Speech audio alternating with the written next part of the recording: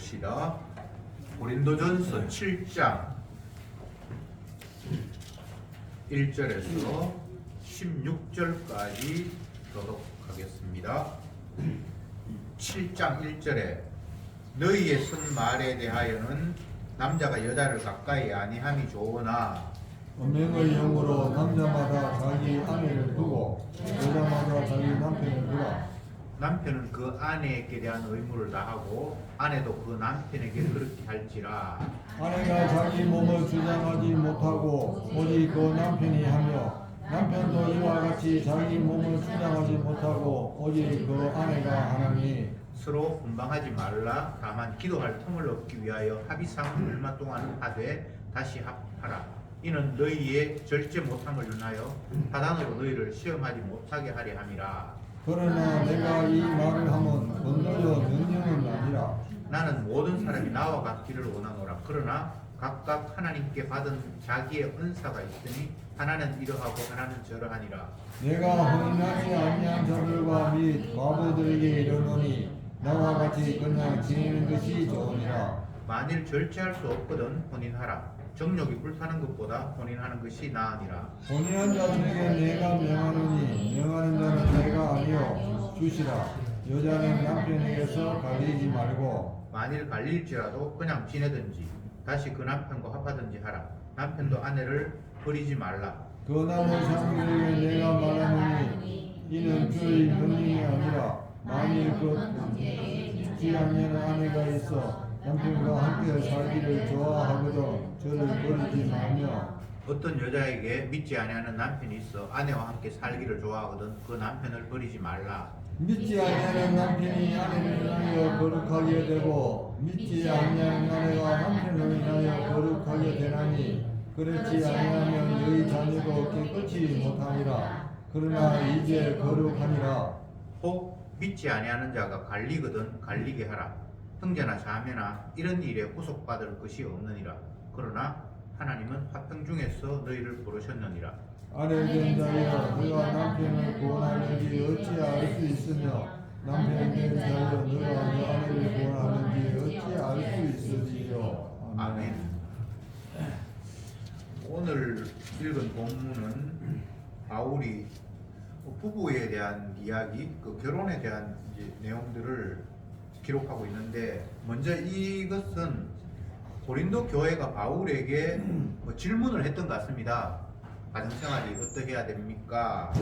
그래서 너희가 쓴 말에 대하여 이렇게 이야기했어요. 그들이 뭔가 먼저 바울에게 물었던 것 같아요. 그래서 바울은 그에 대해서 대답하는 형식으로 이제 7장 이후가 쭉 연결이 되는데, 우선 고린도 교회가 앞부분에 6장까지 보면 교회 안에서 분파가 생겨서 나는 이 사람을 지도자로 인정한다, 나는 이 사람을 지도자로 인정한다 하면서 서로 분파가 나눠졌던 문제가 있었고, 또 교인들 중에 아버지의 여인과 동침하는 그런 일도 있고, 그리고 전반적으로 고린도라는 그 지역 자체가 굉장히 성적으로 문란한 그런 사회적 풍토 가운데 고린도 교회도 있었고, 그 사회적 풍토가 고린도 교회 안에서도 생겼고, 그렇게 좀 질서 없이 막 일어났을 때에 바울이 그들에 대해서 책망을 하고, 왜 그런 일들이 교회 안에서 벌어지는데도 불구하고 그냥 묵인하고 있느냐, 뭐 그런 식의 이야기가 있었고,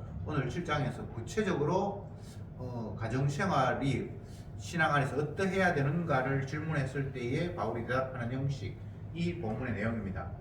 우선 이 본문을 이해하기에 앞서서 왜 하나님께서 사람을 만드셨을 때에 남자를 만드셨고 또 여자를 만드셨고 그렇게 해서 서로 짝지어 주셨는가라는 이 부분부터 이해를 해야만 오늘날 우리들이 혼인을 하고 결혼을 하고 또 같이 살고 이런 이유들이 밝혀집니다. 단순히 그냥 세상적인 법에 의해서 남편 아내 뭐 그런 의미로 이 본문을 이야기하는 것이 아니라 하나님의 창조 질서 속에서 남자와 여자를 주님께서 말씀을 하시면서 오늘 본문이 진행이 됩니다. 우선 하나님이 아담을 만드셨잖아요. 근데 여자를 아담을 만들고 난 이후에 하와를 단독적으로 만든 건 아니고요. 아담에게서 갈비뼈 하나를 취해서 하와를 만들었다. 성경이 이렇게 이야기를 하고 있습니다. 그러니까 이게 좀 독특한 거죠. 하나님이 뭐 남자를 아담을 만들었으면 여자를 또 따로 만들면 되는데 그렇게 하지 않았다는 게 성경의 이야기예요. 이것은 뭔가를 하나님이 의도하시고 보여주시는 내용이 그 창조 질서 속에 담겨 있기 때문입니다. 아담을 만드셨고 그 아담의 신체의 일부를 갈비뼈라고 성경되어 있습니다. 아담의 갈비뼈를 끄집어내어서 그걸로 통해서 하와를 만들었고 그러면서 두 사람이 하나다. 너희들이 같이 결혼해서 살아라. 이렇게 말씀하시고 너희들은 둘이 아니라 하나다. 이렇게 말씀을 하셨거든요. 이게 이제 의미가 굉장히 심각한데 자 남자 여자 그냥 우리는 단순하게 사람을 구분하면서 성이 남자가 있고 여자가 있다 이렇게만 생각을 하잖아요. 그런데 성경에 맨 처음에 보면 여자라는 존재는 없고요. 그냥 아담이 있었는데 아담의 신체의 일부를 끄집어내어서 뭔가를 만들었어요. 그래서 이걸 갖다 여자라고 이야기하는 거예요. 그러면서 너희들은 하나다 이렇게 하나님께서 말씀하셨어요. 자, 이게 왜 이렇게 하셨을까? 우선은 하나님께서 세상의 모든 만드신 피조물들 속에서 하나님의 의도하시고 뜻하신 바들을 드러내고 보여주기 위해서 모든 것들이 진행이 되었어요. 그냥 뭐 있는 게 그냥 있는 게 아니에요. 뭔가 의도를 가지고 하나님께서 있게 하셨다 이 말입니다. 그래서 하나님께서 아담을 통해서 아담의 신체의 일부를 끄집어내어서 하와를 만들고 그리고 아담과 하와를 결혼하라고 하시면서 너희들이 보기에 단독자로 따로 있는 것 같지만 둘이가 아니고 하나다 이렇게 말씀을 하셨어요. 이제 조금 결론부터 먼저 말씀을 드리면 하나님은 남자 아담에게서 갈비뼈를 취해서 여자를 만들고 그렇게 해서 결혼을 할 거라고 하면서 너희들은 둘이 아니고 하나다라고 말씀하신 이유는 예수님과 성도의 관계를 남자와 여자의 관계성 속에서 보여주시려고 하는 주님의 의도가 담겨 있는 거예요. 근데 성도는 예수님과 분리된 몸이 아니에요. 한 몸이 그걸 주님께서 처음부터 보여주기 위해서 아담이라는 존재를 만들고 그의 일부의 신체를 떼서 하와를 만들면서 겉으로 보기에는 두 존재잖아요. 아담이 있고 하와가 있으니까. 그런데 주님이 결혼하라고 하면서 너희들은 이제 하나가 둘이 아니고 하나다. 이렇게 이제 말씀을 하셨다 이 말이죠. 주님은 인간의 남녀 결혼에 대해서 관심이 있는 건 아니고 주님 자신이 자기 백성과 어떤 관계가 있는 걸 설명하고 보여주기 위해서 그냥 그런 말씀을 하셨던 거란 말이죠. 그러니까 중요한 것은 주님과 성도와의 관계지 결혼이 중요한 게 아니고 남자 여자가 중요한 게 아니에요. 주님이 자기 자신을 설명하고 성도와의 관계를 설명하기 위해서 이 세상에 있는 많은 제도들을 두셨고 환경을 두셨습니다. 남자 여자를 만들고 결혼을 하라는 것도 주님과 성도와의 관계를 설명하는 것이라면 이 땅에 엄마 아빠가 있고 자녀가 태어나게 하신 것도 주님과 성도의 관계를 설명하기 위해서 하셨습니다. 그리고 이 세상에 모든 나라와 제도가 최고 지도자 왕이 있고 또 그의 다스림을 받는 백성이 있죠. 주님께서 그렇게 구성해놨어요. 그것도 하나님과 백성의 관계를 설명하기 위해서 그런 구도를 만드셨습니다.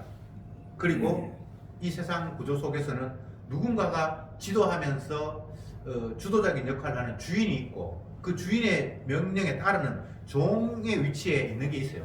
이게 꼭 옛날에 노예다 종이다 이런 관계 말고 오늘날 이 시대에도 오너가 있고 오너의 말을 듣는 사람이 있잖아요. 그 관계도 하나님께서 예수님이 주인이고 성도는 종이라는 관계를 설명하기 위해서 만들어 놓으셨습니다. 마지막에 이 세상에 판단자, 심판자가 있고 그 심판을 받는 자가 있어요. 재판자가 있고 죄인이 있다 이 말입니다. 맞죠? 이 모두가 이 세상에 있는 제도이긴 한데 그 제도 자체의 의미를 찾으려고 하면 의미가 없어요. 그런 관계성 속에서 주님과 성도의 관계를 주님은 나타내 보여주려고 하는 거예요. 자, 여러 가지 이야기해가지고 조금 어지러울 수 있는데, 처음에는 남자, 여자, 뭐 남편 안에 있는 것 같아요. 마찬가지죠. 두 번째, 또 왕, 백성, 세 번째, 부모, 자녀, 네 번째, 주인, 종, 다섯 번째, 심판자, 심판받는 죄인. 이런 것들을 쭉 주님께서 말씀을 하셨는데, 이게 인간 살아가는 세상에 이런 구도가 다 나타나거든요. 근데 이게 이 자체로 부모는 자녀에게 어떻게 해야 되고, 이 자체를 가지고 아무리 해석을 해봐야 해석이 안 돼요. 남자 여자 이거 부부 관계도 마찬가지고 결혼 관계도 마찬가지고, 또 누구는 재판하고 누구는 재판받고, 누구는 주인의 위치에 있고 누구는 종의 위치에 있고, 이 자체를 가지고 해결을 하려고 그러면 이 자체가 해결이 안 돼요. 왜 하나님이 이런 제도를 주셨느냐? 주님과 자기 백성의 관계를 설명하려고 하나님께서 이 제도를 두셨다 이 말입니다. 그러니까 이런 표면적으로 나타난 구조 속에서 주님과 나와의 관계를 제대로 알면 그게 제대로 답이 되는 거지. 주님과 나와 관계 없이 그냥 주님께서 이렇게 말씀하시는 그냥 이거 열심히 따져보자. 근데 여기에 답이 없어요. 오늘날 예를 하나 듭시다. 주인과 종이라는 개념. 이거는 노사관계예요. 맨날 오너가 있고 그 밑에 일하는 사람이 있잖아요. 그래서 맨날 자기 입장 때문에 지금 싸우고 뭐 데모하고 머리 터지라고 난리 나잖아요. 근데 거기에 어떻게 하면 정답이 있습니까? 정답 없어요. 뭐 약한 사람 편들고 오너가 양보해야 되고 그렇게 해서 답이 나오는 게 아니에요. 여기에는 주님은 주인이고 우리는 주님이 시키는 대로 따라야 한다라는 그런 구도가 이 속에 담겨 있어요. 그럼 또 이 이야기하면 그러면 오너가 하나님이니까 무조건 밑에 말 걸어야 되냐? 그런 이야기가 아니고, 주님은 주인인데 종인 우리를 섬겨요. 예수님이 이 땅에 오셔서 하신 일이 뭡니까? 제 아들에게 발을 시켜주시죠.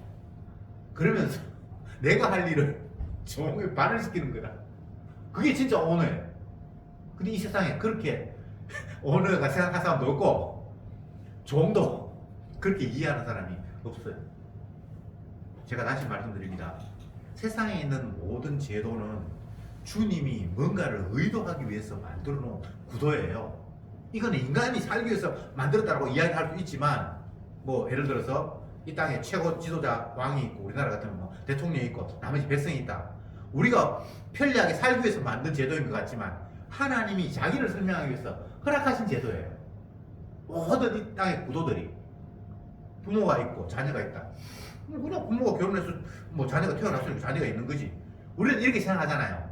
그게 아니고 하나님이 자기 자신이 부모고 성도는 그 자녀라는 거예요. 그걸 설명하기 위해 이 땅에 부모를 두셨고 자녀를 두셨어요.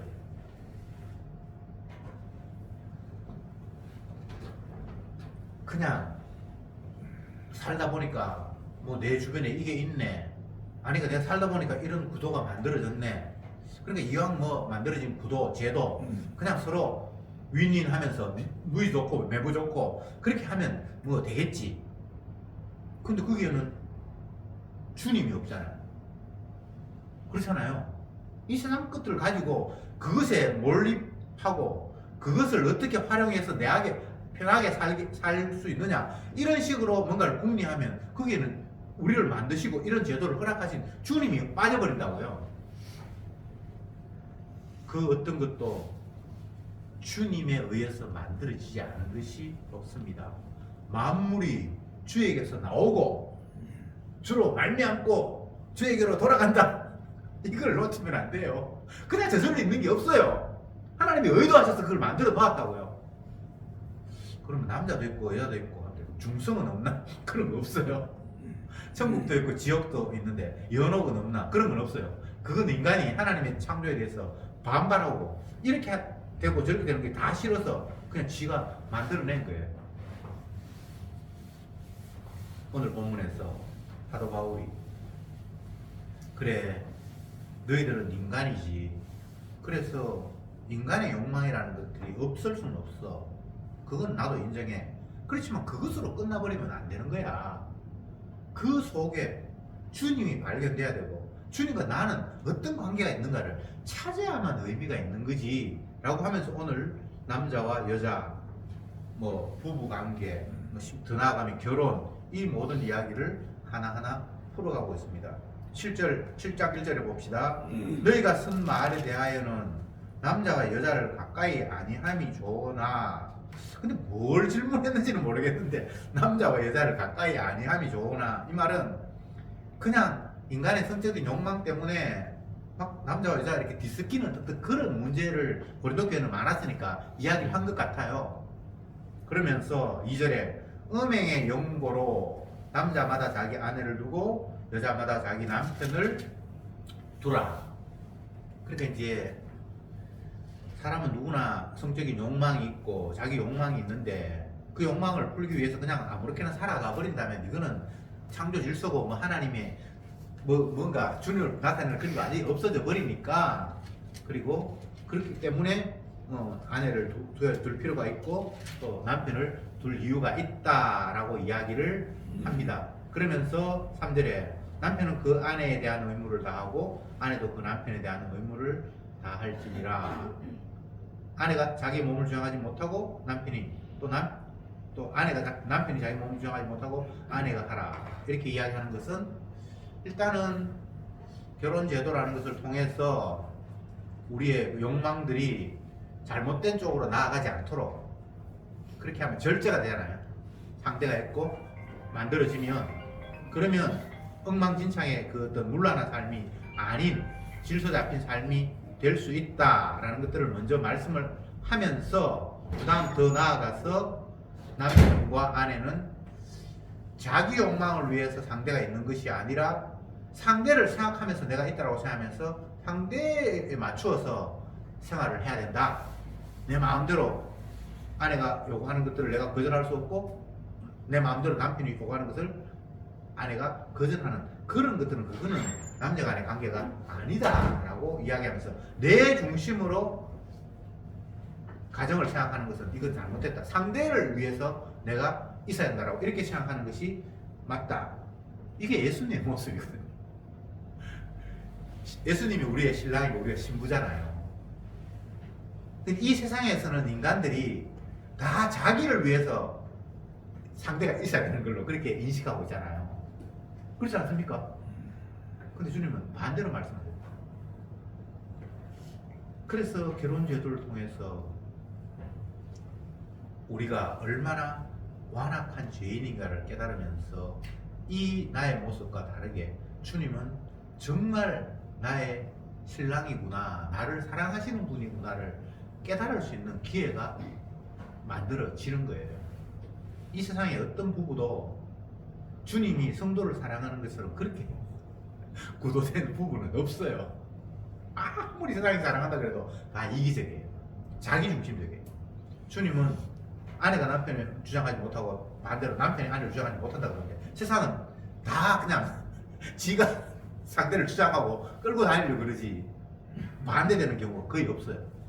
은혜가 임하지 않으면 절대 이런 일이 없어요. 굳이 이런 모습이 있다라면 상대가 너무 강해서 내가 찍소리를 못하기 때문에 끌려가는 모습은 있을 수 있지만, 그렇지 않은 입장에서 내가 스스로 상대를, 내 입장이 아닌 상대 입장을 생각해서 가정을 꾸미고 살아가는 그런 인간은 없어요. 근데 예수님은 진짜 이런 분이거든요. 5절에 서로 분방하지 말라. 다만 기도할 틈을 얻기 위하여 합의상 얼마 동안은 하되 다시 합하라. 너희 절제 못함을 인하여 사단이 너희를 시험하지 못하게 하라. 우선 결혼 그 제도 자체가 주님께서 허락하신 제도이지만 또 육의 입장에서 보면 우리 인간이 연약해서 내가 상대할 수 있는 어떤 정해진 사람이 없으면 내가 마음대로 내 욕망을 표출할 수밖에 없고 그러면 엉망진창이 되어버리잖아요. 성적으로 문란이 일어나잖아요. 그러니까 그렇게 하면 안 되고 상대가 정해져야 되고 그게 이제 뭐 남편이 있고 아내가 있는 것이나 아니면 결혼이나 이제 누가 정해진다라는 이런 이야기입니다. 그렇게 하기 때문에 그리고 만약 너희들이 뭐 기도하거나 이렇게 어떤 특정한 목적을 위해서 분방 어쨌든 합방이 아닌 어떤 것들을 할지라도 그게 길어지면 안 되고 그래서 합의상 서로 이렇게 해야지 그렇지 않으면 너희들의 성적인 욕망이 또 엉뚱하게 해서 또 문제가 생길 수 있으니까 그런 문제까지 상대를 생각해야 된다라는 것이 오늘 본문에 바울이 이야기하는 겁니다. 그러면서 6절에 그러나 내가 이 말을 하면 권도요 명령은 아니라 나는 모든 사람이 나와 같기를 원하노라. 이건 이제 바울이 자기 자신이 결혼 안 해서 싱글이라는 걸 이야기하고 있습니다. 너희들도 나와 같이 됐으면 뭐 좋겠다. 그러나 각각 하나님께 받은 자기의 은사가 있으니 하나는 이러하고 하나는 저러하니라. 나는 뭐 내가 독신으로 사는 게 하나님께 주신 은사라서 이걸 내가 뭐 굳이 나쁘다고 생각하지는 않는다. 그렇지만 다 똑같을 수는 없잖아. 이제 그 이야기를 하는 겁니다. 자, 여기서 중요한 거.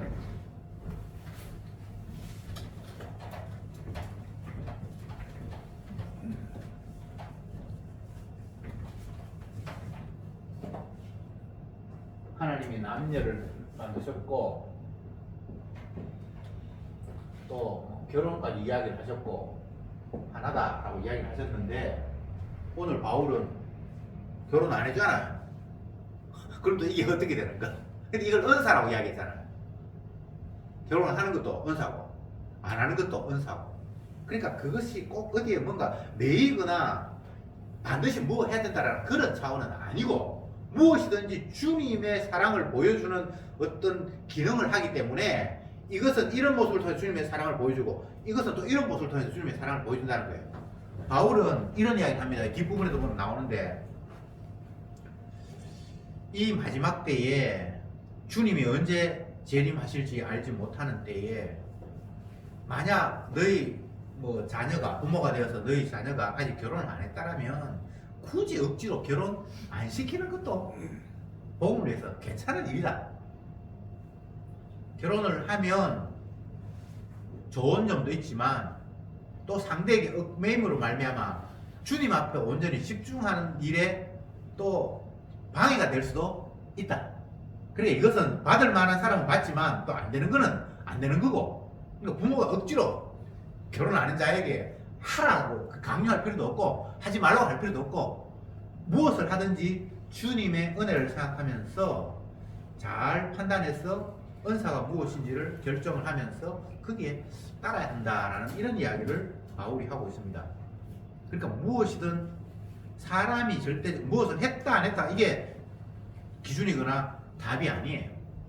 주님의 영광을 위해서 먹어도 주님의 영광을 위해서 마셔도 주님의 영광을 위해서 살아도 주를 위해서 죽어도 주를 위해서 포인트가 주입니다. 결혼을 해도 주를 위해서 혼자 살아도 주를 위해서 무엇을 해도 주가 중심이지 내 좋으라고 뭔가를 하는 것은 지금 아니라는 거예요. 내 좋으라고 하는 모습이 앞에 나타났던 고린도 교회 우중 돋는 모습이에요.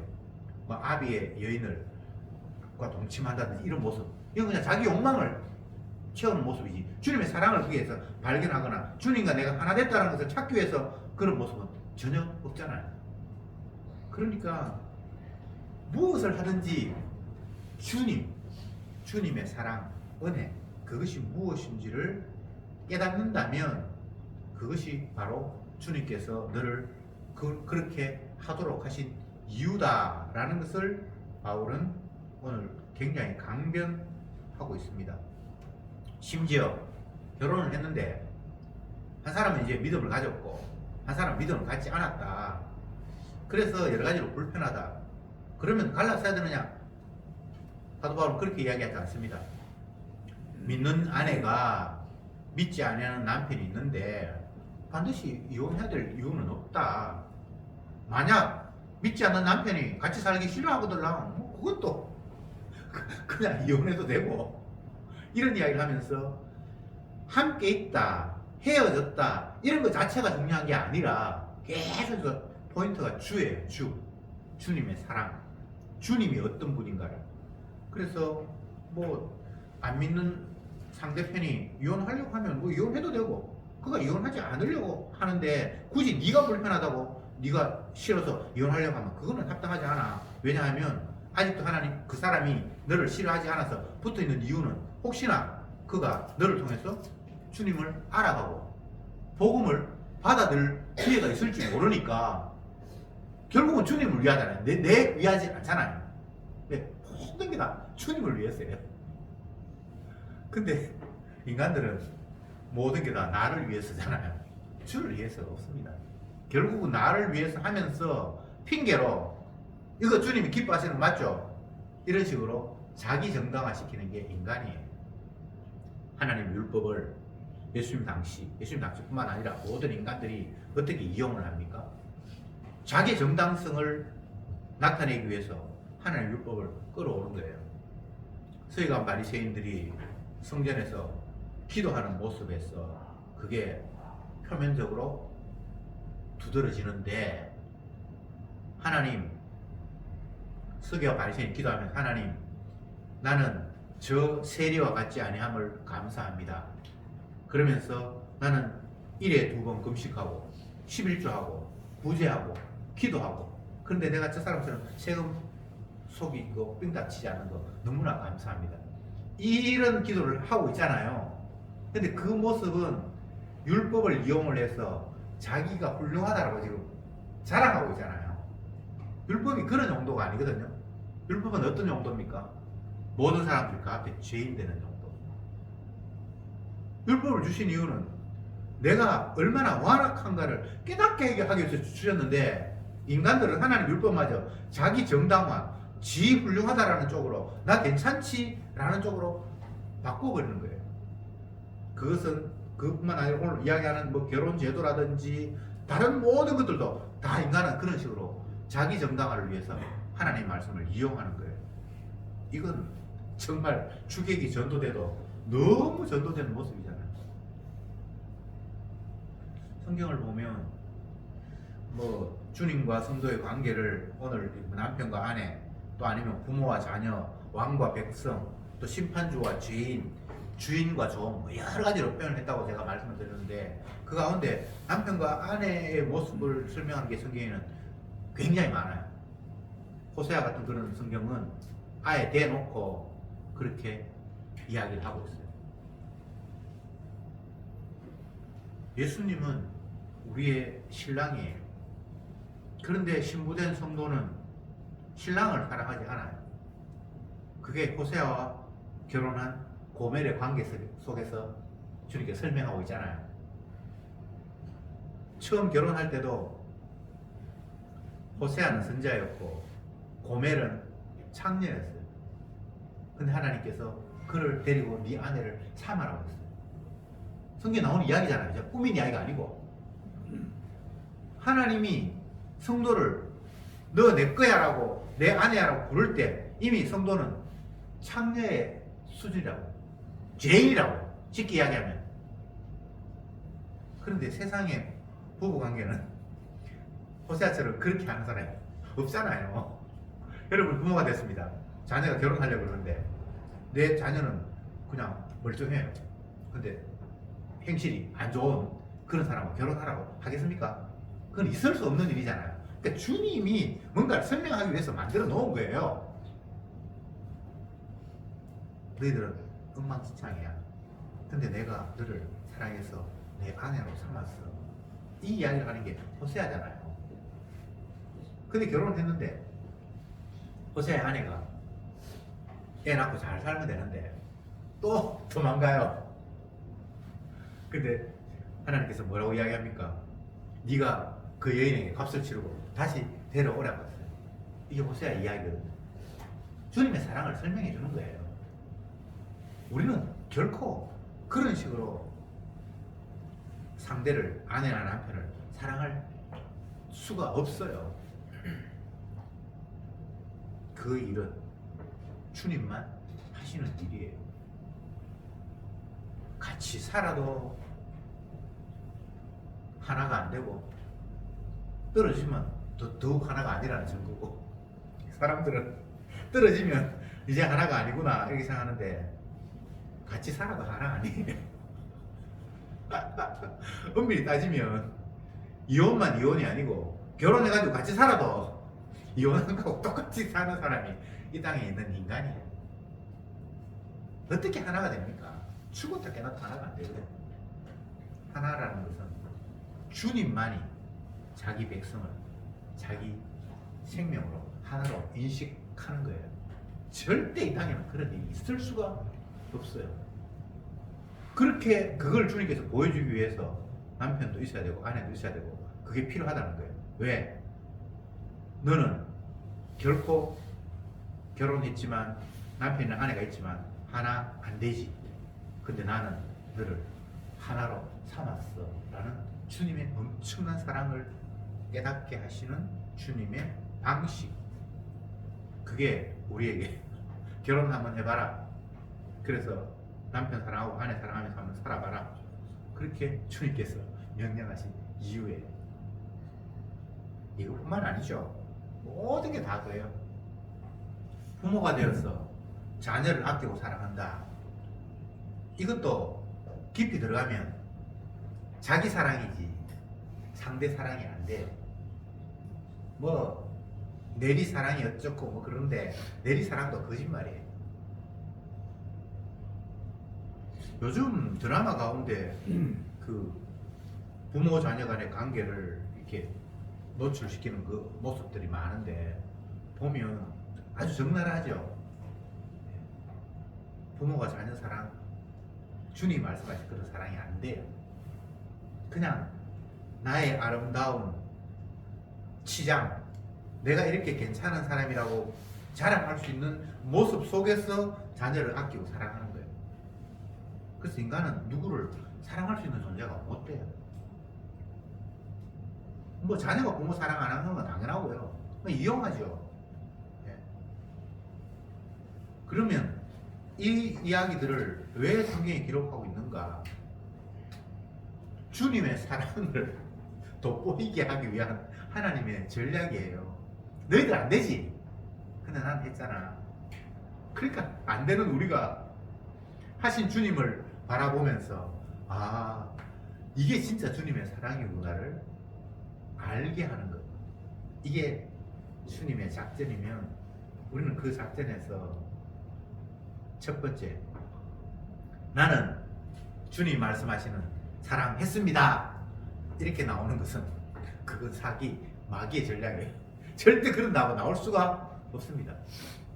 아내가 남편 사랑하고 남편 아내 사랑하는 것도 안 되고요. 부모가 자녀 사랑하고 자녀가 부모 공경하는 것도 절대 안 됩니다.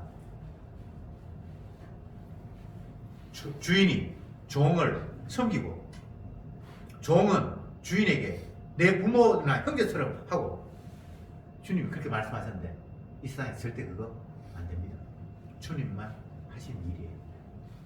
그러니까 그냥 주님의 이 명령 앞에 내가 죄인이라는 사실, 내가 주님의 말씀에 결코 순종 못하는 완악한 자라는 사실을 발견하는 것이 첫 번째고, 그렇게 될 때에 진짜 신랑 되시는 주님, 진짜 부모 되시는 주님을 발견하게 돼서 그 사랑을 깨닫는 것, 이게 궁극적인 목적이에요. 이렇게 되는 게 정답이에요. 성경 펼쳐놓고 아, 주님 이렇게 하라고 했네, 열심히 해보자. 나는 뭐 100점은 안 돼도 한 80점 좀 되니까 조금 더 노력해야지. 이게 오늘날 기독교의 모습이에요. 80점이요? 그러면 주님께서 우리를 어느 정도 칭찬했을 거예요. 주님 한마디로 인간을 설명을 합니다. 의인은 없나니? 하나도 없으며 깨닫는 자도 없고 나를 찾는 자도 없고 그냥 그렇게 딱 정리를 해버렸어요. 의인은 없어요. 성경을 가르친다고 하는 사람들이 성경을 펴놓고 예수님은 이런 분입니다, 우리는 주님의 말씀에 따라 이렇게 살아야 합니다, 백날 이야기하는데 그 가르침이 포인트가 잘못됐어요. 성경이 하는 이야기는 우리 자신이 전적으로 무능한 완악한 죄인이라는 사실을 이야기할 뿐이지, 이런 죄인을 이렇게 열심히 이야기하고 독려해서 의인으로 만든다라는 그런 목적이 아니에요. 부모가 자녀를 교육해요. 그거 잘못됐어, 바르게 해. 물론 행동이 뭐 완전히 그 남들에게 비난받을 그런 행동이어서 그건 남들에게 비난받을 수밖에 없으니까 이렇게 하면 비난 안 받을 거야, 그런 거칠의 어떤 변화와 가르침은 있을 수 있어요.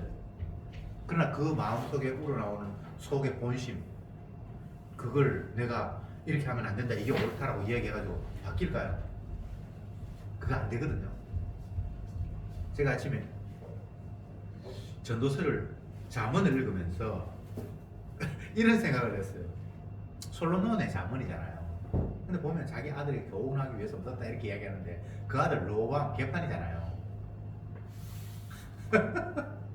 아버지는 그런 안타까운 마음으로, 물론 뭐 왕이니까 백성을 위한 글도 내고 자기 자녀를 위해서 이렇게 하는데 그게 안 되거든요.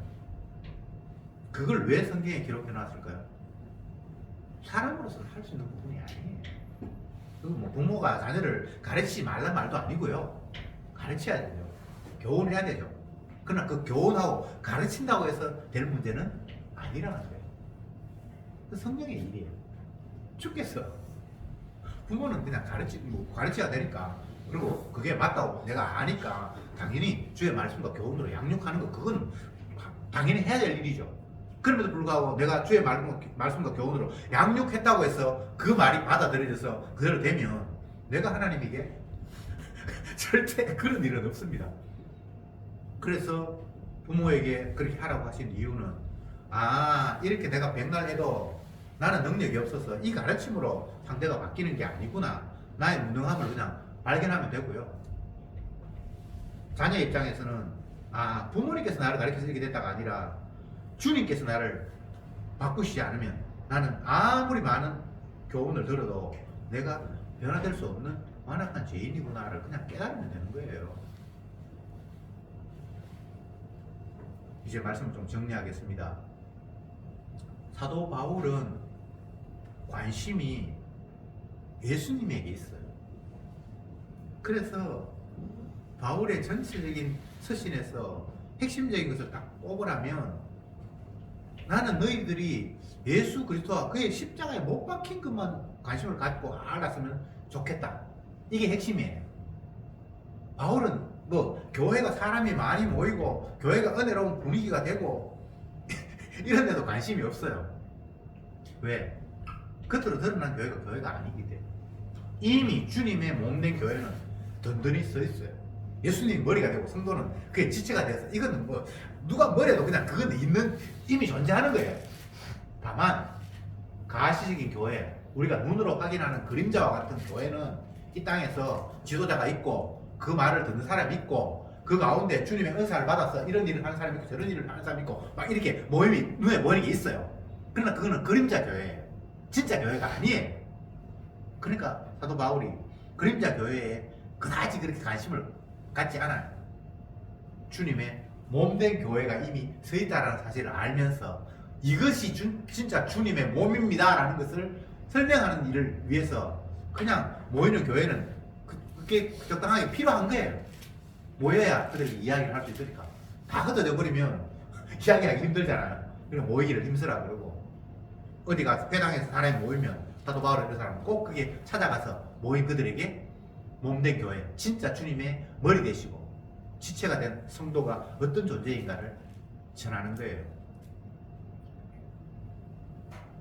다시 말씀드립니다. 남자, 여자, 결혼 그 자체의 목적이 있는 게 아닙니다. 무엇을 하든 그 구도 속에서 주님이 어떤 분이며 내가 어떤 존재이며 주님과 나의 관계는 어떤 것인가를 발견할 수 있다면 그것은 주님의 은혜에 끌려가는 아름다운 성도의 모습이다. 오늘 본문은 우리에게 그것을 기록하고 있습니다. 기도합시다. 주님, 오늘도 말씀을 통해서 이 땅에 세워진 제도들이 궁극적으로 지향하는 바가 무엇인가를 다시 한번 생각하게 하셔서 참으로 감사합니다. 그러나 우리들은 주님의 궁극적인 목적에는 미치지 못하고 그냥 현실 속에서 우리가 부닥치는 제도 이것들만 마음에 빼앗기면서 이것 자체를 뭔가 대단한 것으로 착각하며 살아갑니다. 이 모든 제도들이 그림자요, 실체는 예수님과 성도의 관계라는 사실을 다시 한번 깨우치면서 이 땅에 주어진 모든 환경 속에서 보이지 않는 주님을 발견하며 그 사랑을 찾으며 살아가는 저들이 되게 하옵소서. 예수님의 이름으로 기도드리옵나이다. 아멘.